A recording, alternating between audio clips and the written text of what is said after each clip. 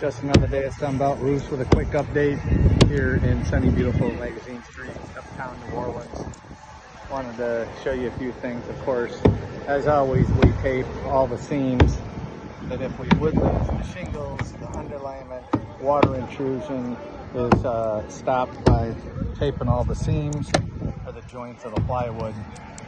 This product here, very reflective, has an R value, an insulating value, but this will basically reject the sun's radiant energy and causing heat load in the attic. And so even though there'll be shingles over it, this still works to resist and basically push the radiant heat out. And then I'm not a big fan of inexpensive products, but in this case, Top-Shield synthetic felt works great, that we're putting it over the reflective barrier.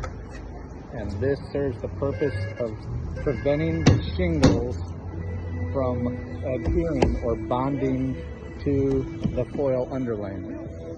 So essentially, it is a bond break that if in the future, 20, 30 years from now, Miss Brandy has to change the shingles, they won't stick to the reflective underlayment.